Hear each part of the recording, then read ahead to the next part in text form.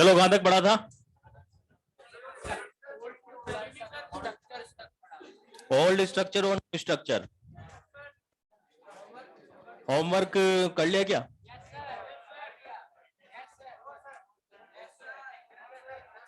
कितने लोगों ने करा? बस, चलो फिर डिस्कस कर लेते हैं, या फिर लास्ट में कर लेंगे, पहले पढ़ लेते हैं। लास्ट टर्न पे अपन ने कोऑर्डिनेट बॉन्ड पढ़ा था। कोऑर्डिनेट बॉन्ड की कंडीशन क्या थी? क्या लोन पेयर, क्या डोनर के पास लोन पेयर होना चाहिए, उसका ऑक्टेट भी कंप्लीट होना चाहिए और एक्सेप्टर के पास में वेकेंट और वाइटल प्रेजेंट होना चाहिए। ठीक है। इसके बाद अपन ने कुछ स्ट्रक्चर्स बनाए थे जहां पर अपन ने ओल्ड और मॉडर्न लिखा था। अपने को एग्जाम में जो स्ट्रक्चर काम में लेने हैं वो कौन से लेने? Modern structure. ओल्ड स्ट्रक्चर केवल मॉड्यूल के क्वेश्चन सोल्व करने के काम में आएगी। अब यहां तक के जो अपन ने लाइक SO3 का स्ट्रक्चर बनाया, SO4-2 का स्ट्रक्चर बनाया, तो यहां तक के स्ट्रक्चर में ही ओल्ड और न्यू होता है। इसके बाद में अपन जो भी स्ट्रक्चर बनाएंगे वो ओरिजिनल स्ट्रक्चर ही होंगे, मतलब ओल्ड भी वही होंगे, न्यू भी वही होंगे, यूज में भी वही लेने होंगे। ठीक है। तो इस नोट को आप अपनी लैंग्वेज में यहीं पर ही ऐड कर लो। आगे के जो भी स्ट्रक्चर्स बनाएंगे, अरे लिख लो ना अपनी लैंग्वेज में, आगे के जो भी स्ट्रक्चर बनाएंगे वही ओल्ड होंगे, वही न्यू होंगे, एग्जाम में भी वही काम में लेने होंगे। इन दो स्ट्रक्चर के अलावा आगे जो भी स्ट्रक्चर बनाएंगे ओल्ड और न्यू वही होंगे, एग्जाम में भी वही काम में लेने होंगे।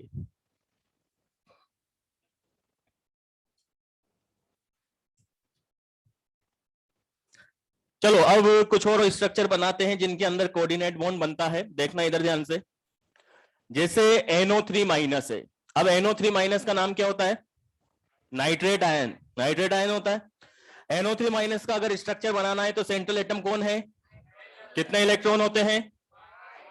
5। तो 5 इलेक्ट्रॉन बना दिए। साइड एटम कौन है? ऑक्सीजन। कितने ऑक्सीजन है? 1 2 3। चार्ज है -1, तो किसी भी ऑक्सीजन पे लगा दो। मान लो इस ऑक्सीजन पे -1 लगा दिया, तो ये क्या बना लेगा? सिंगल। ये क्या बना लेगा? और ये क्या बना लेगा? इस तरीके का स्ट्रक्चर बनेगा NO3- का। अब इस स्ट्रक्चर में देख के बताओ गलत क्या है? क्यों? डी क्या?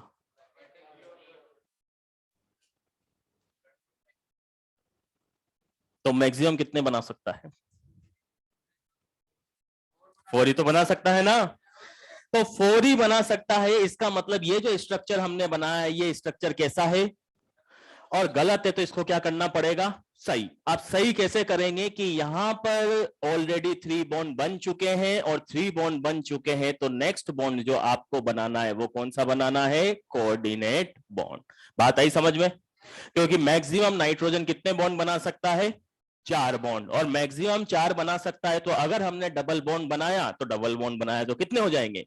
और 5 हो जाएंगे। तो 5 बना पाना इसके लिए पॉसिबल और पॉसिबल नहीं है, इस वजह से हमने यहां पर क्या बनाया? Coordinate bond. क्योंकि मैक्सिमम कितने बॉन्ड बना सकता है? मैक्सिमम 4 बॉन्ड का ही फॉर्मेशन कर सकता है। तो इस बात को स्पेशली ध्यान रखना है कि अगर आप कभी भी NO3- का स्ट्रक्चर बनाओ तो NO3- के स्ट्रक्चर में एक कोऑर्डिनेट बॉन्ड आएगा।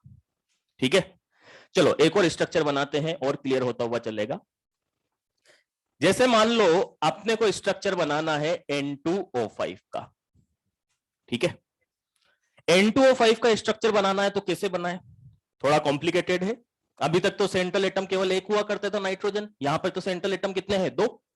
तो किस तरीके से अपन इस स्ट्रक्चर को मैनेज करेंगे? नाइट्रोजन कितने हैं? 2। 2 नाइट्रोजन है तो मैंने 2 नाइट्रोजन बना दिए। अब 2 नाइट्रोजन बनाने के बाद में ऑक्सीजन कितने हैं? 5। और 5 ऑक्सीजन है तो एक नाइट्रोजन के साथ में कितने ऑक्सीजन अटैच होंगे? 2.5। अरे सिंपल बात है भाई, 2 नाइट्रोजन है 5 ऑक्सीजन है तो एक नाइट्रोजन के पास कितने आए? 2.5। एक नाइट्रोजन के पास कितने आए? और 2.5 आए तो 2.5 किस तरीके से अरेंज करेंगे? 1 2 और बीच में एक 2.5।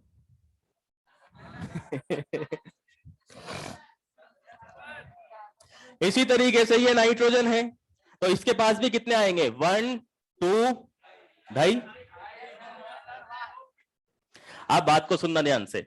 अगर कभी भी इस टाइप का केस आपके सामने आता है, इस तरीके से आपके सामने दो एटम आते हैं और दो एटम आते हैं साइड में, अगर आप रेशियो निकालते हो, लाइक नाइट्रोजन और ऑक्सीजन का आप रेशियो निकालते हो, ये अगर 1.5 आया, 2.5 आया, तो इस केस में एक ऑक्सीजन या एक एटम बीच में आता है।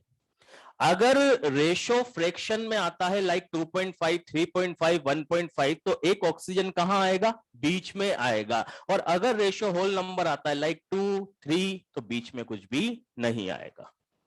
बात आई थोड़ी सी समझ में? तो यहां पर बीच में ऑक्सीजन क्यों आया है? क्योंकि रेशो कैसा है, 2.5।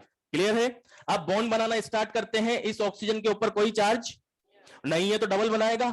अब डबल कैसे बनाएगा, एक बॉन्ड इस साइड से, एक बॉन्ड इस साइड से, टोटल हो गए 2 बॉन्ड। इस ऑक्सीजन की बात करते हैं, इसके ऊपर कोई चार्ज नहीं है तो ये भी क्या बनाएगा, डबल। अब डबल बनाने के बाद में नाइट्रोजन ने कितने बॉन्ड बना लिए, और 3 बना लिए, तो अगला बॉन्ड कौन सा होगा, तो यहां पर नेक्स्ट बॉन्ड जो बनेगा वो बनेगा कोऑर्डिनेट, और इस साइड भी जो नेक्स्ट बॉन्ड बनेगा वो कौन सा बनेगा, कोऑर्डिनेट। आई बात समझ में? पक्का? तो ये दोनों स्ट्रक्चर बनाओ, फिर आगे के स्ट्रक्चर तुम्हें बनाने हैं। ये बात ध्यान रख लेना, सुनना मेरी बात को, कि यहां पर कोऑर्डिनेट बॉन्ड बनाने की जरूरत थी। जरूरत क्यों थी? क्योंकि मैक्सिमम 4 ही बना सकता है। जहां पर जरूरत होगी वहीं पर ही बनाना है, अदरवाइज इसको बनाने की जरूरत नहीं है। जैसे अभी एग्जांपल करेंगे उससे और क्लियर हो जाएगा। ये आ गया ना समझ में स्ट्रक्चर? ऐसे एक दो स्ट्रक्चर और बना लेते हैं।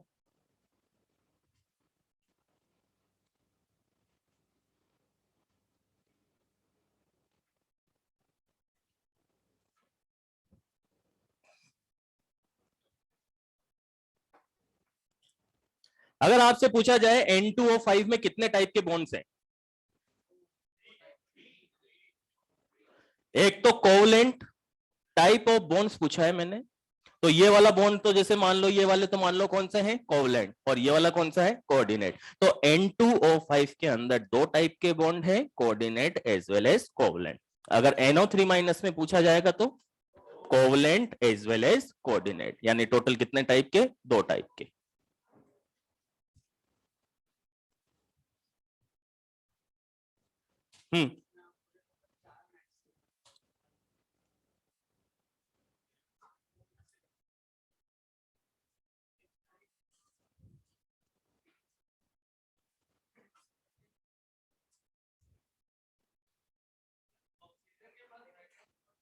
वो इलेक्ट्रॉन्स को रीअरेंज करता है। जब भी ऑक्सीजन कोऑर्डिनेट बॉन्ड बनाएगा वो इलेक्ट्रॉन्स को रीअरेंज करेगा इस तरीके से। 2s2 2p4 है ना, 2s के अंदर 2 इलेक्ट्रॉन है, p के अंदर 4 इलेक्ट्रॉन है, तो इसके इलेक्ट्रॉन्स क्या होते हैं, रीअरेंज होके एक वैकेंट ऑर्बिटल प्रोवाइड करवाते हैं। ये केवल उसी केस में होता है जब वो कोऑर्डिनेट बॉन्ड बनाता है। क्या कहीं में जगह नहीं है? बना लिया क्या ये? तो फिर नेक्स्ट स्ट्रक्चर बनाना, N2O4। देखना बीच में आएगा या नहीं आएगा। नहीं आएगा क्या? तो बनाओ फिर।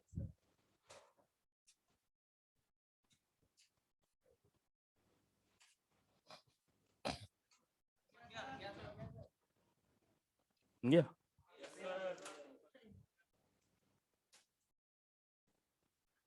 कितने टाइप के बॉन्ड आए, कौन कौन से, कोवलेंट एंड कोऑर्डिनेट। N2O4 का स्ट्रक्चर बनाते हैं तो हमें क्लियरली नजर आ रहा है कि N2O4 के अंदर दो नाइट्रोजन है, 4 ऑक्सीजन है, यानी कि जो रेशियो आएगा होल नंबर आएगा, और होल नंबर आएगा तो बीच में ऑक्सीजन लगाने की जरूरत। तो N single bond N, double bond O, एक के पास 2 आएंगे, तो इस तरीके से फिर अपन क्या बना देंगे यहां पर, कोऑर्डिनेट बॉन्ड, क्योंकि मैक्सिमम कितने बॉन्ड्स रखने हैं, 4। ठीक है, चलो एक और ट्राई करना, S2O7-2, वो लिखे ना, बता यार, सीरियस ही नहीं है पढ़ने के लिए।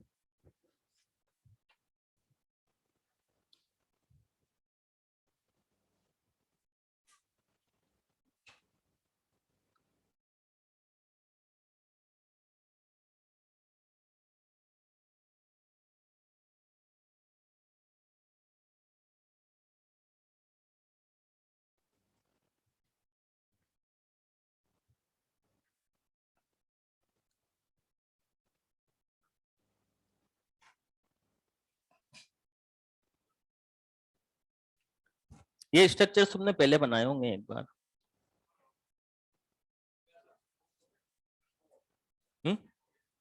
बनाए तुमने, ध्यान नहीं आ रहा तुम्हें।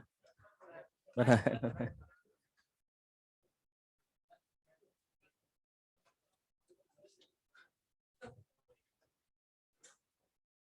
कोऑर्डिनेट बॉन्ड बनाने की जरूरत नहीं है ना भाई। आप ये देखो ना कि सल्फर कितने बॉन्ड बना सकता है मैक्सिमम, 6 बना सकता है ना। तो 6 बना सकता है तो 6 तक तो बनाओ। सही है, सही है, तेरा भी सही है। चलो H2O7 -2 का स्ट्रक्चर बनाते हैं। आपको क्लियरली नजर आ रहा है कि सल्फर कितने हैं और ऑक्सीजन है 7, तो रेशो क्या है 3.5। और 3.5 है तो एक सल्फर, 2 सल्फर और 1 2 3 और ये हो गया 3.5 और 1 2 3 और ये हो गया 3.5। चार्ज है -2 तो -2 चार्ज है तो इसके ऊपर माइनस लगा दो, इसके ऊपर माइनस लगा दो, क्योंकि दोनों सल्फर को एक जैसा ही रखना है, सिमेट्री रखनी है। तो अब इसके ऊपर -1 लगा दिया तो ये तो सिंगल बनाएगा, ये डबल बनाएगा, ये डबल बनाएगा, ये भी डबल बनाएगा, दोनों साइड से मिला के 2 हो जाएंगे। ये डबल बनाएगा, ये डबल बनाएगा और ये क्या बनाएगा सिंगल। बना सकते हो? वो तो इतने ही। हाँ,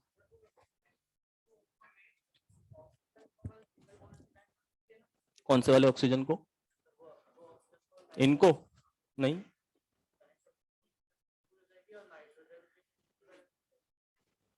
एक इलेक्ट्रॉन फ्री रहेगा ना उसके पास में, फ्री नहीं रखना ना इलेक्ट्रॉन। दो अनपेड है ना उसके पास में, दो।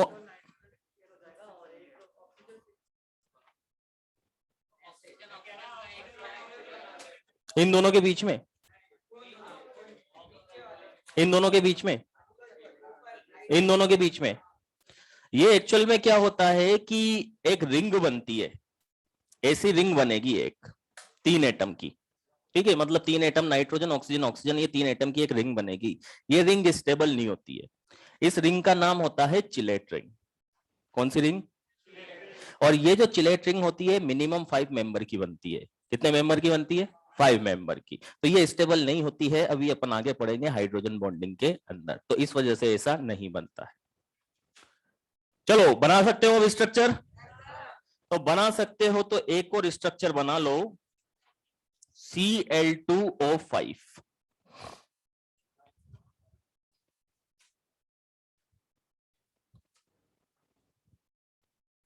लोन पेयर वोन पेयर बड़े आज लगा देना, लग रहे हो तो,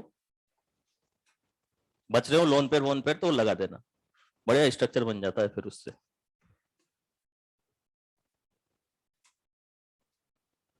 नहीं, पहले तुम क्या करते थे कि बस ऑक्सीजन ऑक्सीजन लगा दिए, बन गया स्ट्रक्चर।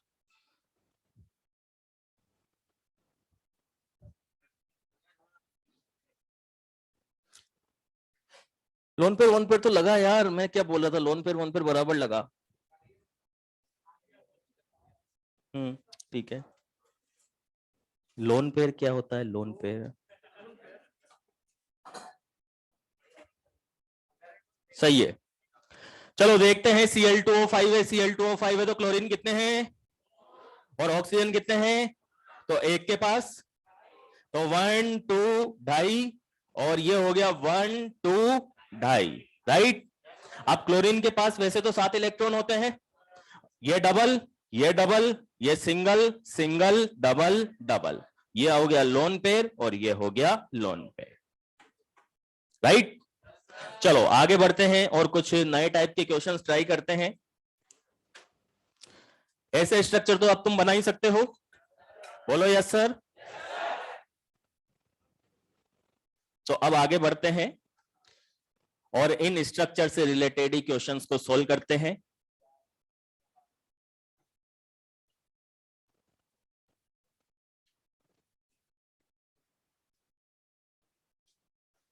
अच्छा एक बार इसका स्ट्रक्चर बनाना, बातें मत करो, बिल्कुल भी बातें नहीं।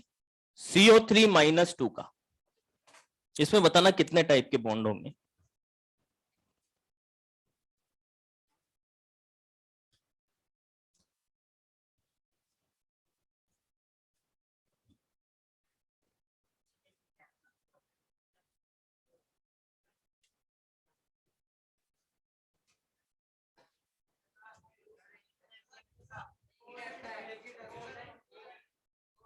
है ओनली। अगर इसका स्ट्रक्चर ड्रॉ करते हैं तो सेंट्रल एटम कार्बन है, 4 इलेक्ट्रॉन होंगे, 1 2 3 4, और 3 ऑक्सीजन है, 1 2 3, -2 चार्ज है तो -1 तो इसने बना लिया सिंगल, इसने बना लिया सिंगल, और ये ऊपर वाला डबल। कोऑर्डिनेट बनाने की जरूरत है क्या? क्यों? क्योंकि कार्बन है, 4 बॉन्ड तो इजी वे में बना लेगा। बात आई समझ में? चलो आगे बढ़ते हैं, अब इन्हीं से ही रिलेटेड अपन क्वेश्चंस पूछते हैं।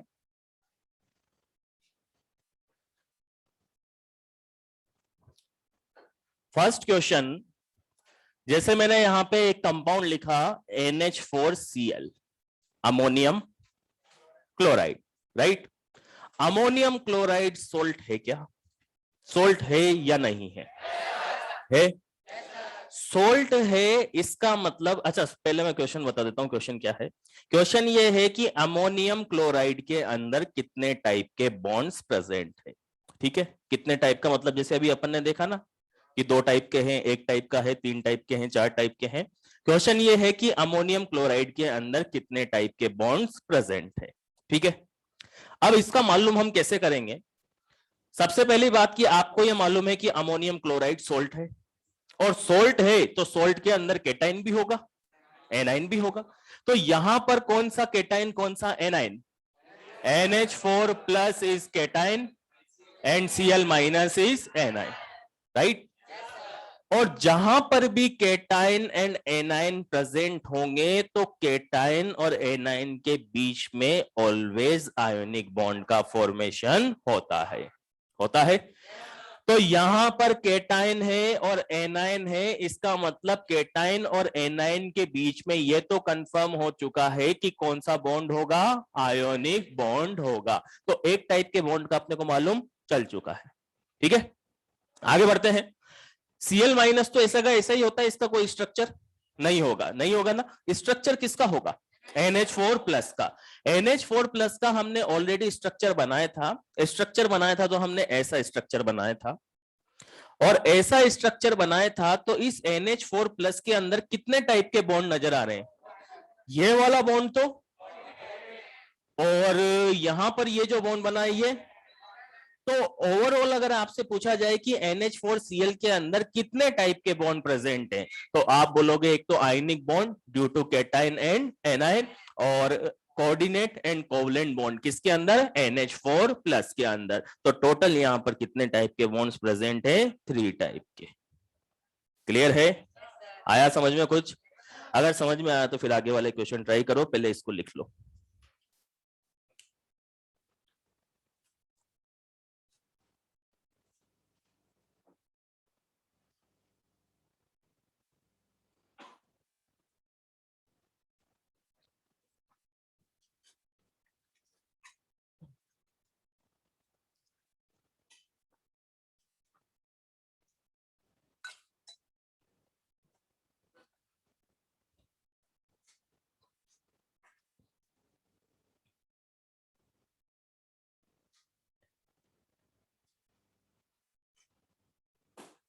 दिवाली के बाद कौन ऑनलाइन से ऑफलाइन में आया? तुम बिल्कुल नया आए हो।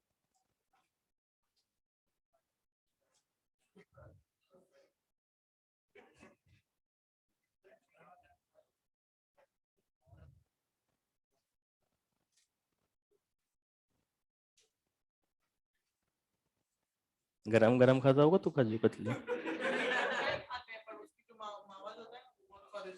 मावा होता है क्या काजू कतली में? वो मावा होता है क्या? मतलब किसी को भी मावा बोल दे?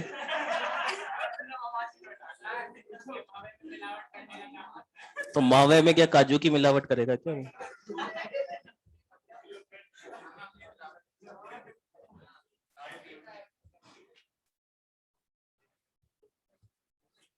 चलो नेक्स्ट क्वेश्चन देख लेना, सोल्ट है या नहीं है। पोटेशियम नाइट्रेट, इसके अंदर बताना है कितने टाइप के बॉन्ड्स प्रेजेंट होंगे।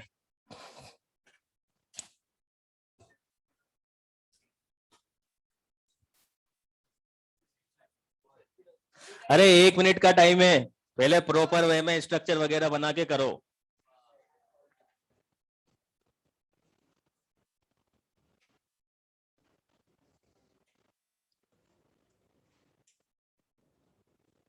ये तो यहाँ तो 3 टाइप के कर दोगे, फिर एग्जाम में 2 ही होंगे।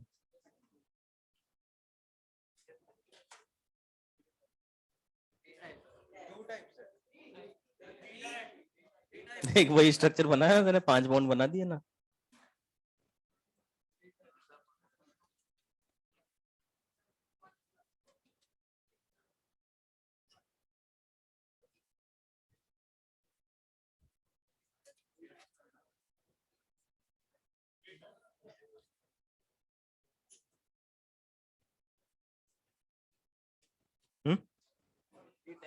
कौन कौन से? और 2 ही तो हुए।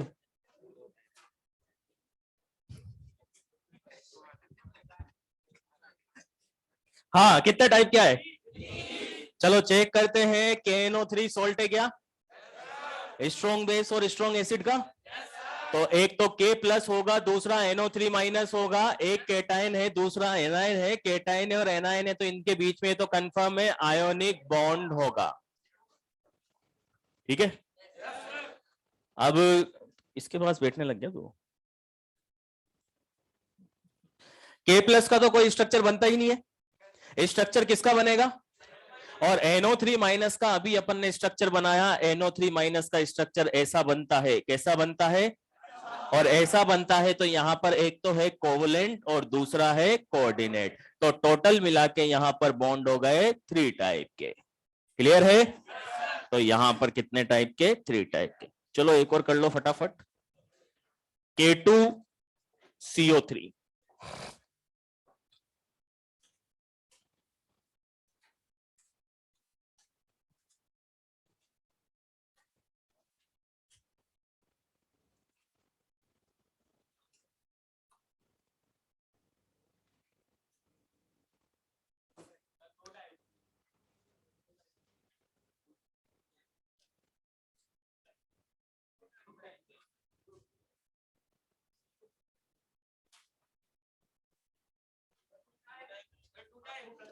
कितने टाइप के?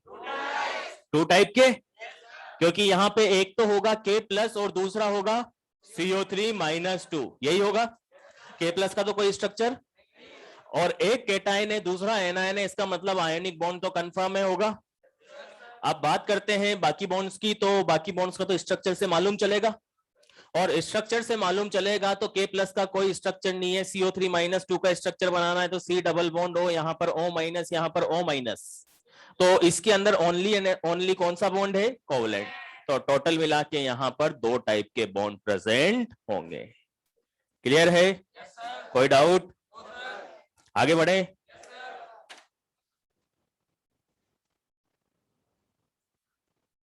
चलो तो इससे आगे बढ़ते हैं, कर दूं इसको इरेज।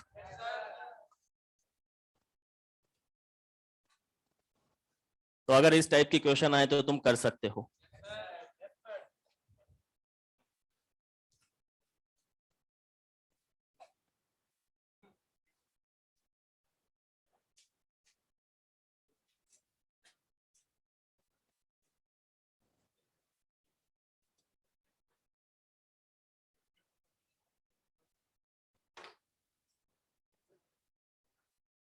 चलो ये कोऑर्डिनेट बॉन्ड तो हो गया कंप्लीट,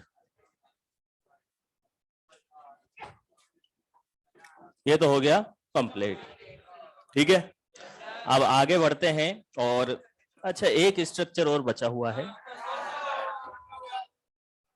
ये भी बना ही लो। इधर देखो, क्या बोलते हैं इसको?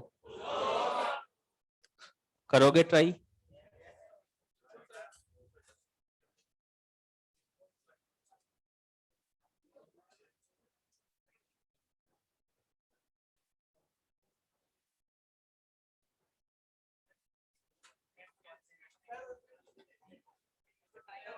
अरे बातें मत कर, मैंने इसको चुपचाप। देखो इसका स्ट्रक्चर कैसे बनेगा। अरे इधर देखो, यहां पर ऑक्सीजन कितने हैं? 3 ऑक्सीजन है, तो 1 ऑक्सीजन, 2 ऑक्सीजन, 3 ऑक्सीजन। ठीक है, इधर देखना ध्यान से। अगर आप इसका स्ट्रक्चर ऐसा बनाने की कोशिश करोगे तो ऐसा स्ट्रक्चर नहीं बनेगा। क्यों नहीं बनेगा? क्योंकि यहां पर एक रिंग बन गई है पूरी की पूरी, और 3 मेंबर की रिंग स्टेबल नहीं होती है। कम से भी कम कितने होने चाहिए? 5। राइट? ऐसा स्ट्रक्चर बिल्कुल भी नहीं बनेगा। बिल्कुल लॉजिकली अपन बनाते हुए चलते हैं। अब स्ट्रक्चर कैसे बनाएंगे देखना इधर ध्यान से। ऑक्सीजन है सेंट्रल एटम, कोई सा भी एक ऑक्सीजन आप कंसीडर कर सकते हो। मैंने इस ऑक्सीजन को कंसीडर कर लिया। इस ऑक्सीजन को कंसीडर करा तो इस ऑक्सीजन के पास टोटल इलेक्ट्रॉन कितने होंगे? 6। और 6 इलेक्ट्रॉन होंगे तो 6 इलेक्ट्रॉन हमने बना दिए। अब अगर इसका ऑक्टेट कंप्लीट करना है तो ऑक्टेट कंप्लीट करने के लिए क्या करे? ये इसके साथ डबल बॉन्ड का फॉर्मेशन कर ले, और डबल बॉन्ड का फॉर्मेशन हो गया तो अब कितने इलेक्ट्रॉन हो गए? 1 2 3 4 5 6 7 8। ऑक्टेट कंप्लीट हो गया, और ऑक्टेट कंप्लीट हो गया तो अब आगे ये लोन पेयर को डोनेट। तो यहां पर कौन सा बॉन्ड बन गया? Coordinate bond.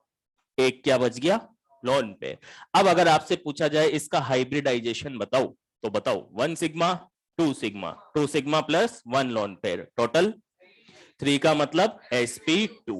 sp2 और लोन पेयर 1, sp2 और 1 लोन पेयर कैसा शेप? V shape. और वी शेप होगा तो प्लेनर या नॉन प्लेनर? तो ये कैसा होगा? प्लेनर। उसके बाद वाले सभी स्ट्रक्चर जो है वो ऐसे ही बनेंगे, ओल्ड और न्यू नहीं होंगे इसमें। इसके लिए ओल्ड भी यही होगा, न्यू भी यही होगा, ये भी यही होगा। अरे कहीं का एक्सेप्शन है? चलो लिख लिया।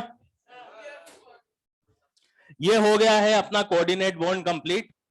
इसके बाद में जो कोऑर्डिनेट बॉन्ड की एक्सरसाइज है, एक्सरसाइज 1 में जो क्वेश्चंस हैं वो क्वेश्चंस होमवर्क में कर लेना।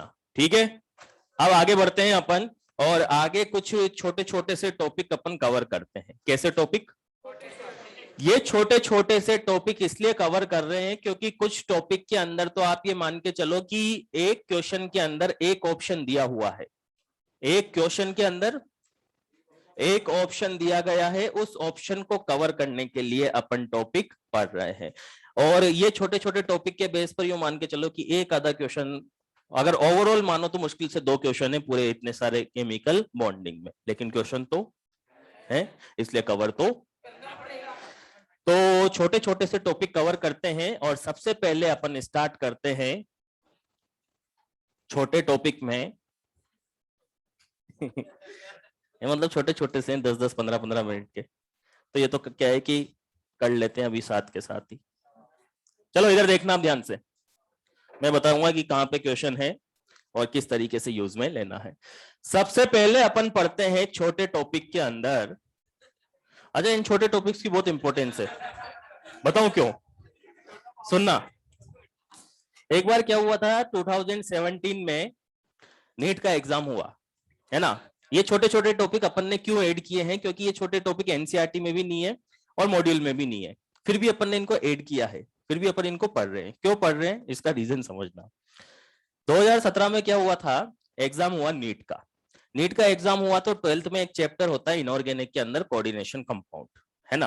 कोऑर्डिनेशन कंपाउंड से 2 क्वेश्चन पूछे गए, और 2 क्वेश्चन ऐसे पूछे गए जो सिलेबस में ना तो नीट में थे ना मॉड्यूल में थे।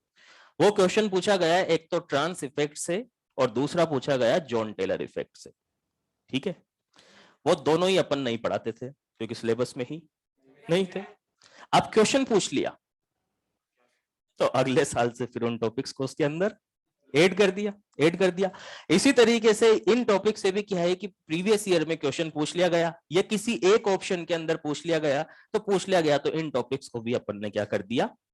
ऐड कर दिया। ठीक है, अब ऐड कर दिया तो हो सकता है एक बार पूछ लिया गया तो अगली बार भी पूछ ले, पॉसिबिलिटी है। अभी बताऊंगा ना मैं, अभी बताऊंगा मैं, नहीं ऐसे बोनस नहीं मिलता। चलो आगे बढ़ते हैं।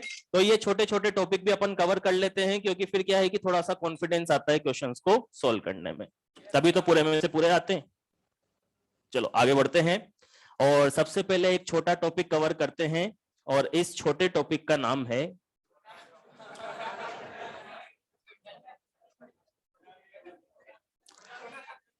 टाइप। अब बातें नहीं, बिल्कुल भी बातें नहीं। अब टाइप ऑफ पाई बॉन्ड्स, समझना इसको ध्यान से। टाइप ऑफ पाई बॉन्ड्स, कहीं पर भी अगर पाई बॉन्ड बन रहा है तो वो पाई बॉन्ड दो टाइप के होते हैं। एक तो होता है पी पाई और दूसरा होता है पी पाई डी पाई। ठीक है, केवल दो ही टाइप के पाई बॉन्ड्स बनते हैं। एक तो बनता है पी पाई, दूसरा बनता है पी पाई डी पाई। ठीक है, चलो, एक टाइप का बनता है पी पाई, दूसरे टाइप का बनता है पी पाई डी पाई। कोई भी कंपाउंड हमें देता है और उसके अंदर पूछता है कि क्या पी पाई होगा या क्या पी पाई डी पाई होगा, होंगे तो कितने होंगे, तो हम कैसे मालूम करेंगे? सबसे पहली बात तो मुझे यहां पे ये बताओ कि इन दोनों में कॉमन क्या है? पी पाई दोनों के अंदर कॉमन है। तो हमें डिसाइड क्या करना होगा कि ये वाला पी पाई है या फिर डी पाई है। चलो, कैसे डिसाइड करेंगे? जैसे मैं यहां पे एक एग्जांपल लिखता हूं, SO3। ठीक है, SO3 का स्ट्रक्चर हमें बनाना है, तो ओल्ड स्ट्रक्चर बनाए या न्यू स्ट्रक्चर? New structure. तो SO3 का न्यू स्ट्रक्चर बनाते हैं और न्यू स्ट्रक्चर ऐसा बनेगा।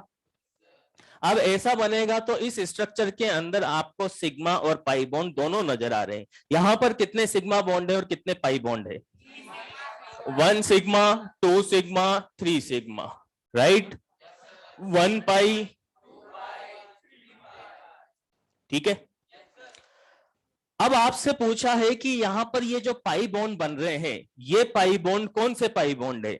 पी पाई है या फिर पी पाई डी पाई है? ठीक है, तो इसको देखने का तरीका क्या है, ध्यान से सुनना, बहुत इजी है। आपको यहां पे ये नजर आ रहा है कि सल्फर ने टोटल कितने बॉन्ड बनाए हुए हैं? 6 बॉन्ड बनाए हुए हैं। और सल्फर ने टोटल 6 बॉन्ड बनाए हुए हैं, तो प्रोसेस समझना ध्यान से। सल्फर ने टोटल 6 बॉन्ड बनाए हुए हैं, तो एक बार के लिए हम इन सभी बॉन्ड्स को सिग्मा बॉन्ड कंसीडर कर लेते हैं। एक बार के लिए, केवल इस प्रोसेस के लिए। किसके लिए? केवल इस प्रोसेस के लिए। ठीक है, एक बार के लिए सभी बॉन्ड्स को सिग्मा बॉन्ड्स कंसीडर कर लेते हैं। तो अगर आपसे पूछा जाए सल्फर ने एक बार के लिए कितने सिग्मा बॉन्ड बनाए हुए हैं? 6। और अगर 6 सिग्मा बॉन्ड बनाए हुए हैं तो हाइब्रिडाइजेशन क्या होगा? sp3d2, sp3। तो एक बार के लिए हम मान लेते हैं कि जितने भी बॉन्ड यहां पर बने हुए हैं सभी कौन से बॉन्ड है? Sigma bond. और सभी सिग्मा बॉन्ड है तो हाइब्रिडाइजेशन क्या होगा? sp3d2, right. और वैसे अगर ओरिजिनल में आपसे पूछा जाए तो 1 सिग्मा, 2 सिग्मा, 3 सिग्मा है, तो एक्चुअल में हाइब्रिडाइजेशन होगा sp2। इन दोनों में को मतलब इसमें से इसको माइनस कर देंगे तो क्या बचेगा? एक तो बचा P और 2 बचे D। एक तो बचा P और D बचे 2। अब हमें कुछ नहीं करना, जो भी यहां पर बचता है इसके साथ में P और P को अटैच कर देंगे। जो भी बचेगा उसके साथ में क्या अटैच कर देंगे? P को। और यहां लगा देंगे पाई, यहां लगा देंगे पाई, क्योंकि P दोनों के अंदर कॉमन है ना। तो P को अटैच कर देंगे, दोनों जगह P को अटैच कर दिया, यहां पे लगा दिया पाई, यानी P पाई, और ये क्या हो गया? P पाई D पाई। अगर पूछा जाए कितने बने तो आप बोलोगे 2। P पाई कितने बने? कुछ नहीं लिखा हुआ तो मतलब 1। आया समझ में? चलो एक और एग्जांपल करते हैं। जैसे मान लो SO4-2 है। SO4-2 में आपसे पूछा है कि यहां पर पाई बॉन्ड है। ठीक है, हम मान के चल रहे हैं कि पाई बॉन्ड है। कौन से हैं? P पाई है या फिर P पाई D पाई है? कैसे मालूम करेंगे? सबसे पहले इसका स्ट्रक्चर बनाते हैं। S double bond O, O minus, right. आपको नजर आ रहा है कि इसके अंदर 2 पाई बॉन्ड है, 2 पाई बॉन्ड है। ठीक है, अब हमारा प्रोसीजर क्या होगा? स्ट्रक्चर हमने बना लिया। एक बार के लिए जितने भी बॉन्ड सल्फर ने बना रखे हैं इन सभी बॉन्ड्स को क्या कंसीडर कर लें? सिग्मा। तो इस सल्फर ने कितने बॉन्ड बनाए हैं? और 6 बॉन्ड बनाए, तो हाइब्रिडाइजेशन sp3d2, राइट? और अगर एक्चुअल में आपसे पूछा जाए तो 1 sigma, 2 sigma, 3 sigma, 4 sigma, 4 sigma का मतलब sp3, राइट? तो क्या बचा? d2, यानी 2d बचे। इस d के साथ किसको अटैच कर दे? p को, और इधर लगा दे पाई, इधर लगा दे पाई, तो ये क्या हो गया? p पाई d पाई। पूछा जाए कितने बने? 2। क्लियर है? कोई डाउट? तो यहां तक लिखो, फिर इसके आगे क्वेश्चन सोल्व करो।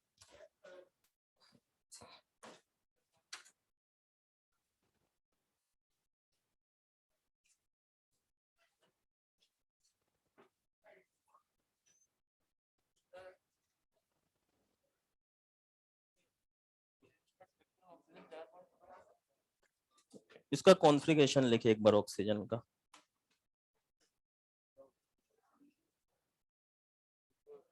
डब्बे बना।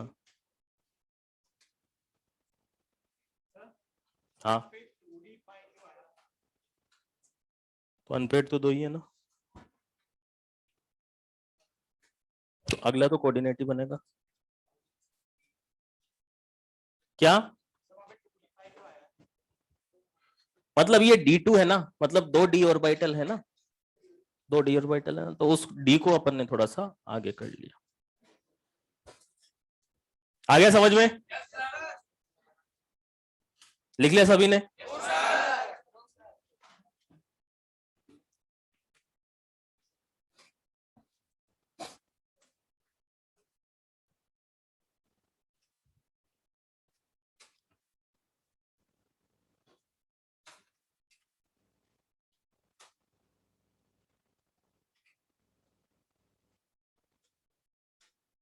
नाइट्रोजन 5 बॉन्ड कहीं भी नहीं बना रहा, मैक्सिमम 4 ही बना रहा है जहां पे भी हमने बनाए हैं।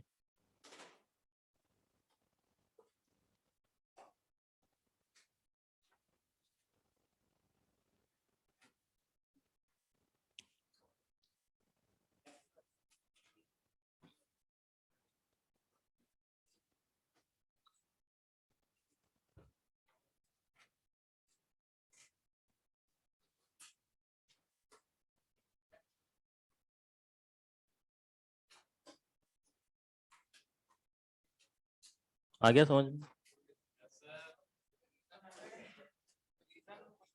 किसका? ये तो सब सिग्मा बॉन्ड में काउंट होता है ना हाइब्रिडाइजेशन, तो बचे हुए को पाई मान लिया अपन ने। प्रोसीजर यही है इसका कि एक्चुअल तो क्या है? sp3, तभी तो पाई बॉन्ड का मालूम चलेगा कि कौन सा पाई बॉन्ड। चलो नेक्स्ट, PO4 -3, इसमें मालूम करना है पी पाई कितने होंगे, पी पाई डी पाई कितने होंगे। आंसर कोई भी नहीं बोलेगा, इसका आंसर आएगा उसके बाद में सब आंसर बोलेंगे इसका।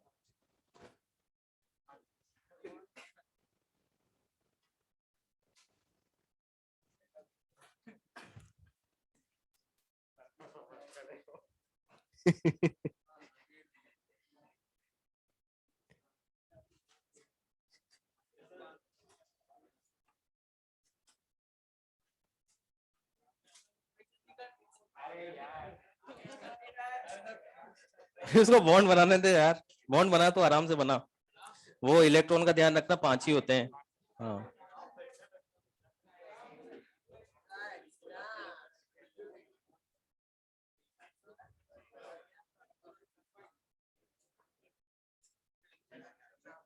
क्या है?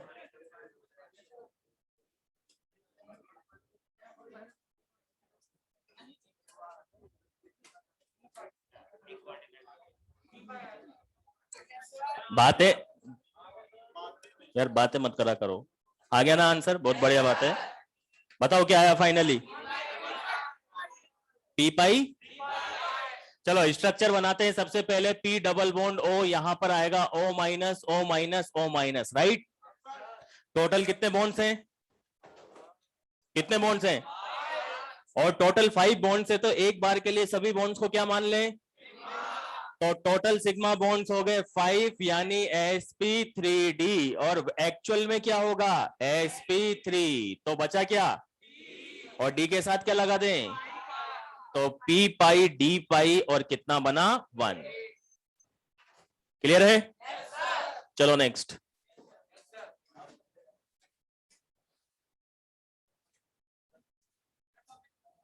नहीं, अभी एक आधा क्वेश्चन और कर लेते हैं इसका। बात मैं ना खड़ा करके यहां खड़ा करूंगा लाइन से, आप जिसकी भी आवाज आइए। चलो नेक्स्ट। SO2। SO2 में मालूम करना है।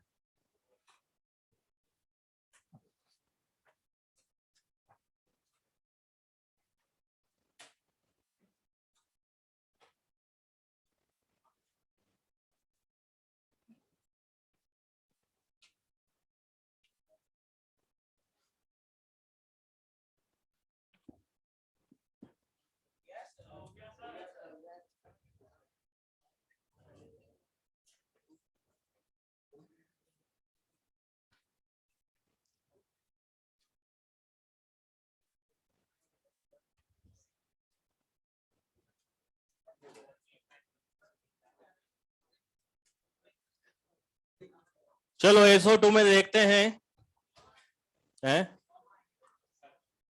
दोनों आएंगे, देखते हैं। SO2 का स्ट्रक्चर ऐसा बनेगा, राइट? अब ऐसा स्ट्रक्चर बनेगा तो एक बार के लिए सभी बॉन्ड को क्या मान ले? सिग्मा। तो टोटल बॉन्ड्स कितने हैं?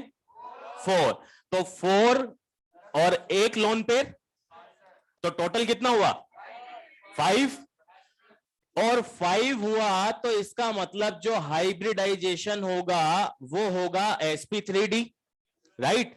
और अगर ओरिजिनल हाइब्रिडाइजेशन देखना है तो 1 sigma 2 sigma 2 sigma plus 1 lone pair equal to 3। 3 का मतलब sp2। तो बचा क्या है यहां पर? एक तो बचा p और एक बचा d। p के साथ अटैच कर देंगे p, और d के साथ भी अटैच कर देंगे p।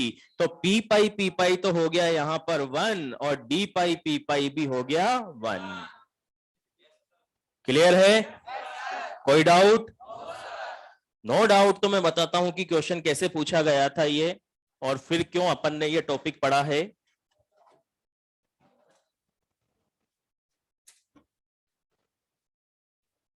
Page number 105, page number 105 और question number 58,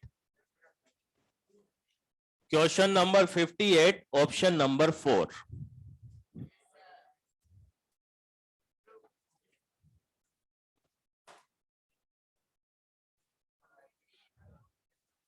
p pi d pi bonds are present in SO2 statement correct है या रॉन्ग है?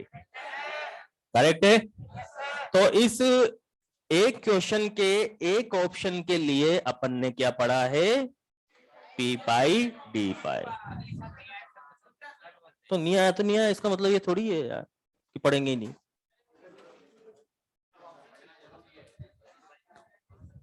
और आ गया तो फिर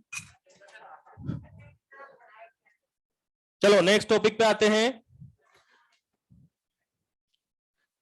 बातें नहीं, ये चक्कर चक्कर चक्कर चक्कर चक्कर बातें मत करा करो।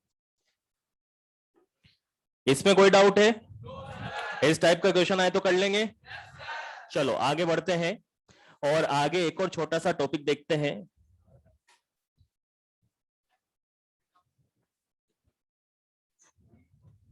बाहर निकाल दूंगा मैं।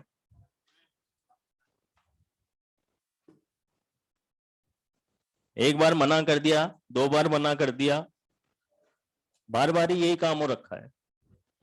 थोड़ा अपन सोचते हैं कि ये हंसते खेलते पढ़ लें, तो इसका मतलब ये नहीं है कि फिर तुम बातें ही करना शुरू कर दो।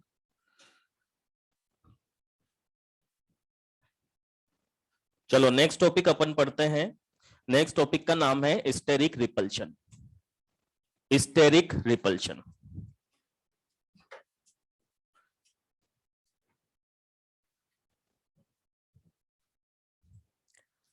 Steric repulsion. अब ये स्टेरिक रिपल्शन समझते हैं क्या होता है। जैसे कभी आपने मोबाइल वगैरह खरीदा हो, ठीक है, तो मोबाइल एक बॉक्स के अंदर आता है, और बॉक्स के अंदर आता है तो उस बॉक्स के पीछे स्पेसिफिकेशन लिखा हुआ रहता है, ठीक है, कि 1 GB की रैम है या 2 GB की रैम है, इतनी रोम है और इतना गीगाहर्ट्ज का प्रोसीजर है, ठीक है। तो वहां पर एक और लाइन लिखी होती है विद स्टीरियो साउंड या डोल्बी साउंड या स्टीरियो डोल्बी साउंड, ठीक है। उस स्टीरियो का मतलब क्या होता है?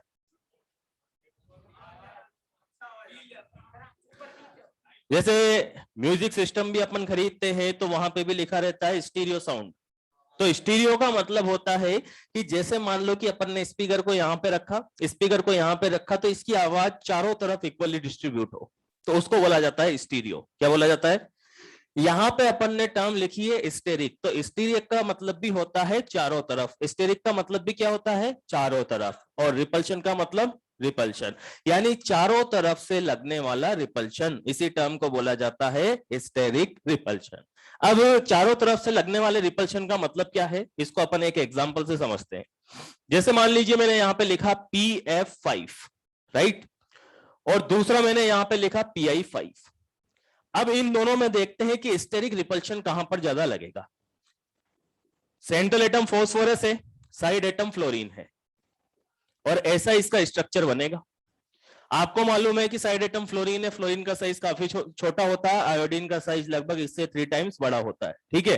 तो फ्लोरीन का साइज छोटा होता है, तो इस तरीके से हमने फ्लोरीन को अरेंज कर दिया। और अगर आयोडीन पे आते हैं तो आयोडीन को कैसे अरेंज करेंगे?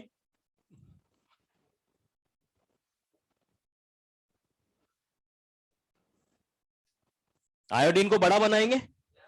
अब आयोडीन को बड़ा बनाएंगे तो बड़ा बनाने पर क्या होगा, ये बात तो अपने को मालूम है कि साइड एटम जैसे हेलोजन होगा, फ्लोरीन हो, क्लोरीन हो, ब्रोमीन हो, आयोडीन हो, तो इनके पास में काफी सारे लोन पेयर होते हैं।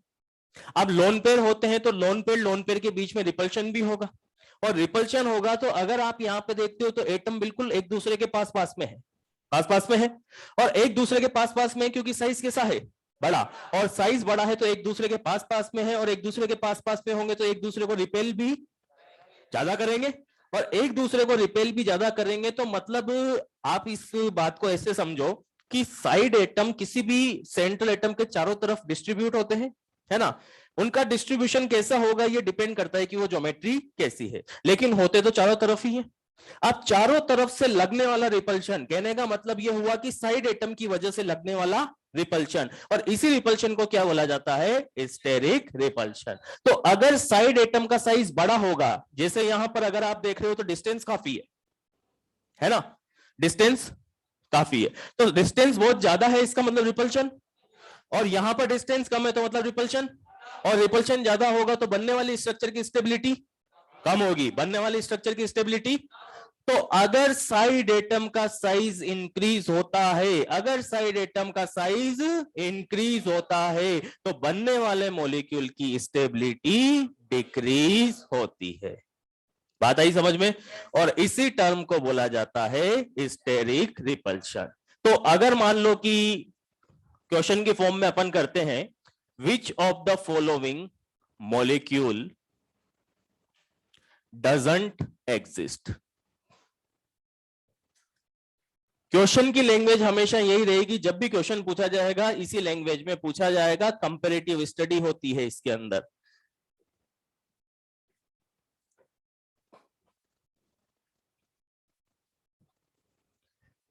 जैसे मैंने यहां पे लिखा PF5, PCl5, PBr5 and PI5।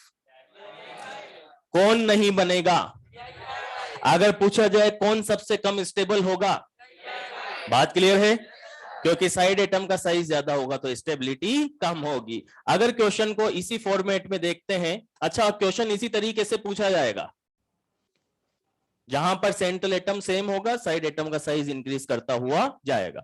जैसे मान लो मैंने यहां पे लिखा CF4, CCl4, CBr4 and CI4। CI4 क्योंकि साइड एटम का साइज इंक्रीज होगा तो स्टेबिलिटी डिक्रीज होगी। क्लियर है? कोई डाउट? श्योर?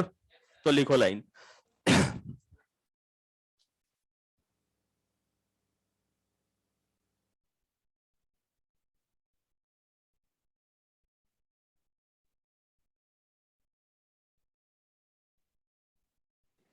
एक्सरसाइज 1 में अपन ने 52 और 53 नंबर क्वेश्चन छुड़वाए थे पहले, याद है क्या कुछ? तो वो जो 52 नंबर क्वेश्चन है वो यही वाला है, ठीक है। लिखो लाइन स्टेरिक रिपल्शन के अंदर, इफ साइज ऑफ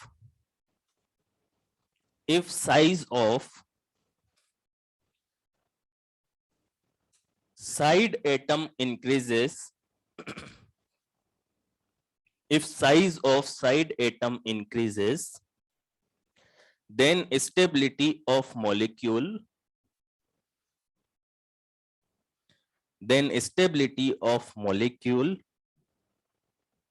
decreases. इसी को ही क्या बोला जाता है? Steric repulsion. Basic meaning clear है?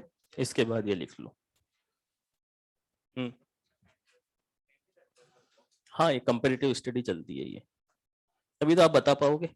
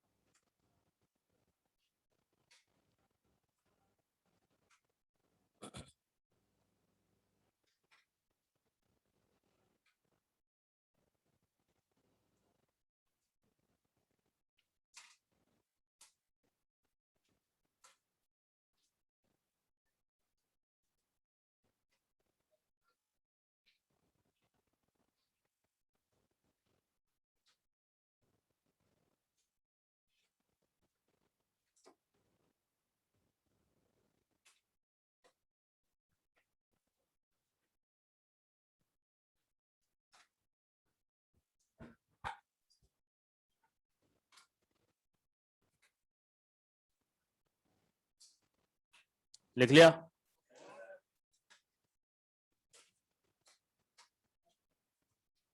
क्या कुल मिला के?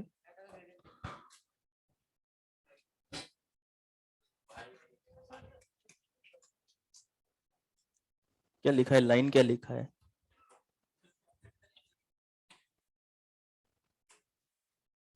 चलो लिख लिया। अब एक्सरसाइज डिस्कस कर लेते हैं।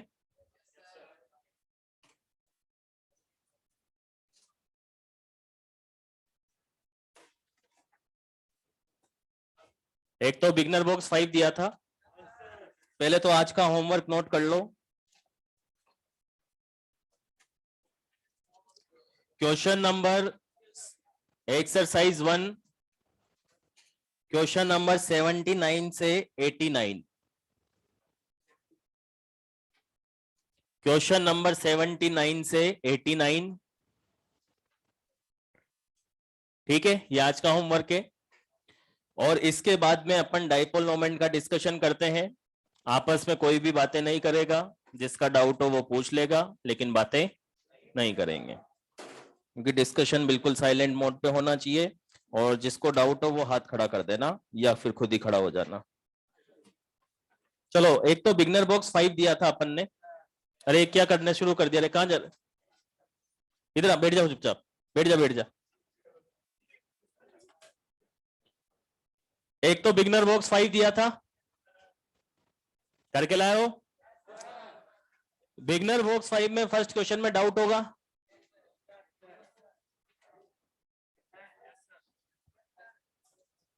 या पूरा ही डाउट है? फर्स्ट क्वेश्चन में डाउट है। सबसे पहले फर्स्ट क्वेश्चन देख लेते हैं। वैसे तो आ सकता था इसका आंसर।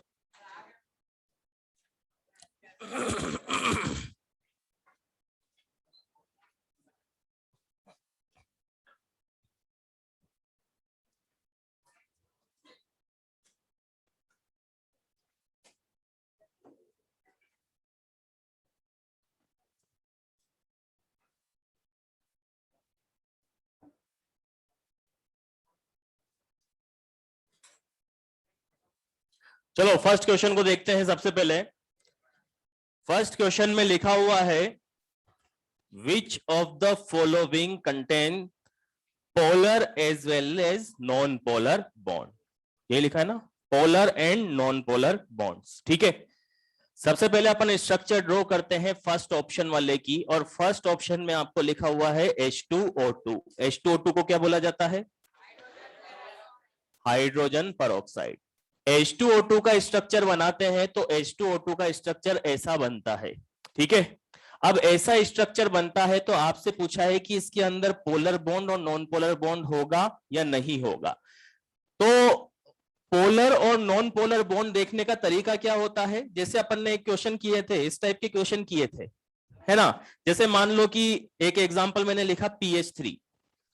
अब PH3 में आपसे पूछा जाए कि जो बॉन्ड है वो पोलर होगा या नॉन पोलर होगा, तो आप क्या देखते हो कि जो एटम आपको दिए हुए हैं उन एटम की EN, फॉस्फोरस का EN है 2.1, हाइड्रोजन का EN है 2.1। अब आपसे पूछा जाए कि बॉन्ड पोलर होगा या नॉन पोलर, तो EN के बेस पे बताया। इसी तरीके से H2O2 का स्ट्रक्चर हमने बनाया, और H2O2 का स्ट्रक्चर बनाया और हमसे पूछा है कि यहां पर बॉन्ड पोलर बॉन्ड और नॉन पोलर बॉन्ड होंगे या नहीं होंगे। तो कैसे देखेंगे? हाइड्रोजन का EN 2.1, ऑक्सीजन का 3.5, 3.5, 2.1, राइट। यहां पर EN का डिफरेंस आ रहा है कुछ ना कुछ, तो इसके ऊपर तो कौन सा आ जाएगा? पॉजिटिव। इसके ऊपर यहां पर EN का डिफरेंस 0, और 0 होगा तो ये वाला बॉन्ड तो कौन सा हो गया? Non polar, non polar bond. और ये वाला बॉन्ड कौन सा हो गया? तो H2O2 ऐसा मॉलिक्यूल है जिसके अंदर polar as well as non polar दोनों टाइप के बॉन्ड्स प्रेजेंट होंगे। ठीक है, NH4Cl अभी बताया ना, NH4Cl, NH4 plus Cl minus. चलो second option, sorry second question, third, fourth. Fourth में डाउट है? फोर्थ में देखो तीन टाइप के आपको कंपाउंड दिए हुए हैं। इन कंपाउंड्स के बारे में हमने ऑलरेडी पढ़ा भी था और इस टाइप के क्वेश्चंस भी किए थे। इसको बोलते हैं ऑर्थो, है ना, फर्स्ट वाली पोजीशन को ऑर्थो। सेकंड वाली पोजीशन को बोलते हैं मेटा, और थर्ड वाली पोजीशन को बोलते हैं पैरा। ठीक है, अब अगर आपसे पूछा जाए इन तीनों में डाइपोल मोमेंट का ऑर्डर बताइए, तो आपको मालूम है कि ये दोनों तो अपोजिट डायरेक्शन में है, कैंसिल आउट हो जाएंगे। ये अपन ने कब पढ़ा था? जब बहुत कम बच्चे आए थे, दिवाली के जस्ट पहले, है ना। तो ये तो हो जाएगा 0। अब बात आती है कि इन दोनों में किसका ज्यादा होगा, तो इन दोनों में किसका ज्यादा होगा? ये इस डायरेक्शन में, ये इस डायरेक्शन में, ये इस डायरेक्शन में और ये इस डायरेक्शन में। तो अगर आपसे पूछा जाए ओवरऑल सेम डायरेक्शन में कहां पर वेक्टर्स ज्यादा नजर आ रहे हैं? फर्स्ट वाले में, और फर्स्ट वाले में ज्यादा नजर आ रहे हैं, इसका मतलब दोनों में डाइपोल मोमेंट, अगर तीनों में डाइपोल मोमेंट का ऑर्डर बनाते हैं तो सबसे ज्यादा फर्स्ट वाले का, फिर सेकंड। ये दोनों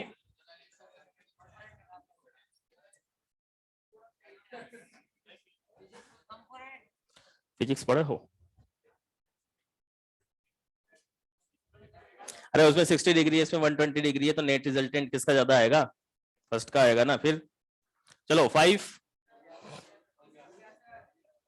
तीसरे नंबर में कौन से ऑप्शन में? CO2 का स्ट्रक्चर कैसे बनाते हैं? C double bond O double bond O। अरे एक मिनट रुक तो जा। C double bond O double bond O। अब जैसा ऑक्सीजन होगा वैसा ही सल्फर होगा, तो सल्फर होगा तो C double bond S double bond S। ये इस डायरेक्शन में, ये इस डायरेक्शन में, एंगल कितना है? 180, नेट डाइपोल 0। यहां पर तो दोनों का EN सेम है, कोई डायरेक्शन नहीं, कोई डाइपोल मोमेंट नहीं, क्रिएट ही कहां होगा। ठीक है, चलो आगे बढ़ते हैं। 6, 7, परमानेंट डाइपोल मोमेंट का मतलब डाइपोल मोमेंट ही होता है। क्वेश्चन में लिखा हुआ है 6 नंबर में, which molecule has permanent dipole moment, मतलब which molecule has dipole moment, मतलब कौन पोलर होगा, कौन पोलर होगा। परमानेंट डाइपोल मोमेंट अलग से कोई टर्म नहीं होती है, परमानेंट डाइपोल मोमेंट का मतलब भी क्या होता है, डाइपोल मोमेंट। ठीक है, तो इसको क्वेश्चन में अपनी लैंग्वेज में ऐड कर लेना। ये जो मैंने लाइन बोली है इस लाइन को, कि परमानेंट डाइपोल मोमेंट अलग से कोई टर्म नहीं होती है, सेम लाइक डाइपोल मोमेंट। तो देख ही लेगा कौन पोलर है कौन नॉन पोलर। 7 8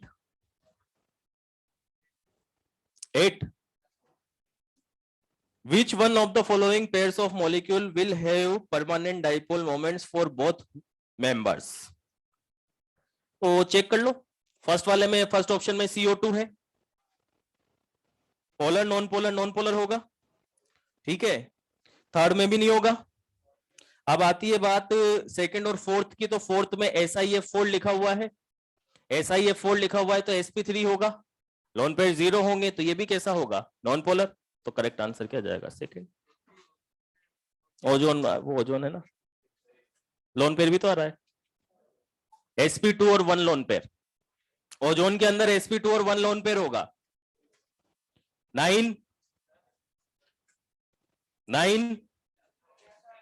6 तभी बताया था मैंने। 9 हो गया। चलो आगे बढ़ते हैं, एक्सरसाइज 1।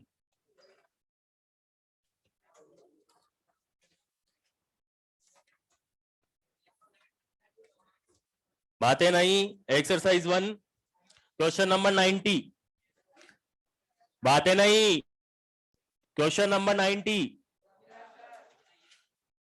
91, 92, 93, 94, 95, 96, डाउट है क्या, 96, 97, 98, 99 कि कौन सा, किसको आया डाउट, खड़ा हो, क्या डाउट आया बता।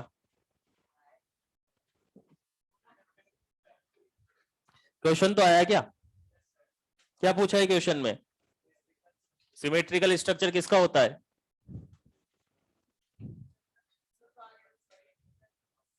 नहीं तो पहले बता सिमेट्रिकल स्ट्रक्चर किसका होता है, पोलर का नॉन पोलर का, नॉन पोलर का। तो इसमें से नॉन पोलर कौन है,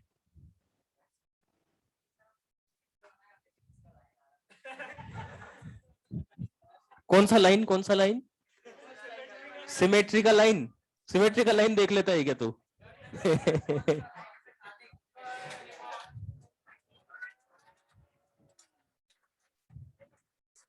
एक मिनट खड़ा तो, ये देखना एक बार टेट्राहेड्रल में कैसे देखी तेने ऐसे लाइन।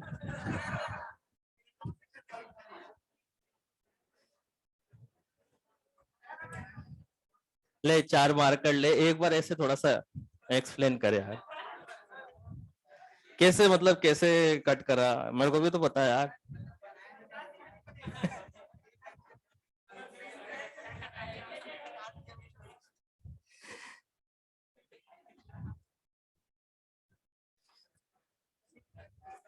चलो 99 के बाद में बातें नहीं बिल्कुल भी। 100, 100, 101, 101, एक मिनट एक मिनट, हाँ और क्या, 102, 103, कौन सा खड़ा होके तेज बोल दे फटाफट, 102, ये अभी करवाया मैंने। NH4Cl में NH4 प्लस और Cl माइनस होगा, ठीक है ना, तो वो दोनों के बीच में आयनिक बॉन्ड है। 103, 104 और 105 हो गया। एक्सरसाइज थर्ड में होमवर्क नोट किया था कि अपन ने पहले कभी, तो एक्सरसाइज थर्ड के भी क्वेश्चन कर लो नोट। और इनको आराम से करते रहना। अरे मैं बता रहा हूं जो, इनको आराम से करते रहना घर पे बैठ के।